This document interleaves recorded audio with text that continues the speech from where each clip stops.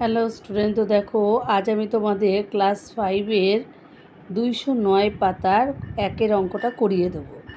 তো অঙ্কটা কি আছে দেখো, একটি শিক্ষণ ক্যাম্পে 250 জন শিক্ষার্থী গিয়েছে। তাদের 28 দিনের জন্য খাদ্য মজুদ আছে। শিবির চলার 17 দিন পর আরও 25 জন নতুন শিক্ষার্থী ক্যাম্পে এলো। এখন ওই খাবারে তাদের কতদিন চলবে?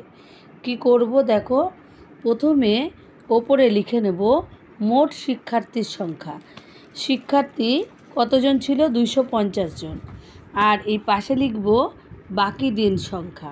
লিখে এই 250 জন শিক্ষার্থীর কত দিনের খাবার মজুদ ছিল? 28 দিনের। 28 দিন লিখলাম।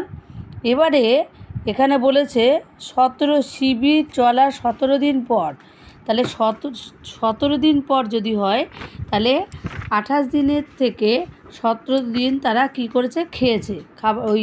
ওই যে খাবারটা 28 দিনের খাবার ছিল তা সেখান থেকে তার 17 দিন খাবার খেয়ে নিয়েছে। তাহলে এখন আর কত দিনের খাবার পড়ে থাকলো? 11 দিনের। এবারে ওই শিবিরেই আবার 250 জন যেখানে শিক্ষার্থী ছিল সেখানে আবার 25 জন এসে যোগ দিল। তাহলে কত হয়ে গেল? 275 জন, তাই তো? তাহলে 275 জনে ওই খাবারে কতদিন চলবে? তাই তো, 250 জনের চলতো কতদিন? 11 দিন।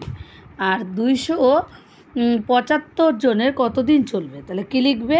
লিখবে 250 জন শিক্ষার্থী চলে 11 দিন, হলো।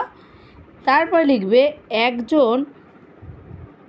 একজন শিক্ষার্থী ওই খাবারে চলে, হ্যাঁ, এতজন শিক্ষার্থী এখানে লিখতে পারো ওই খাবারে চলে। হ্যাঁ,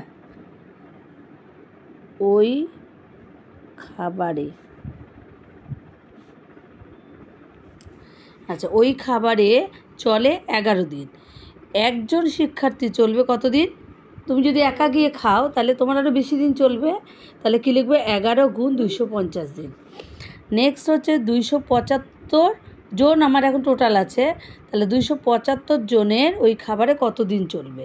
সেক্ষেত্রে কী করব? এখানে যদি গুণ হয়, পরের বারে দেখো এখানে কী করবে? তুমি ভাগ করবে। এবার কত আছে? উপরে 11 আছে, আর এখানে আছে 250, আর নিচে আছে 275। এবার 5 দিয়ে কাটাকুটি করেছে, দেখো 5 5 25, আর এই শূন্যটা বসিয়ে দিলাম। এটাকেও তাই, 5 দিয়ে 5 5 25, এখানে থাকলো হচ্ছে 5, 2 5 25, আবার 5 5 25। এবারে 5 দিয়ে আবার এটাকে কাটো, 5 11 55, 5 10 50। এবার 11 দিয়ে 11কে কাটলে কত হচ্ছে? 1। তাহলে কি লিখবো আমি? 10 দিন।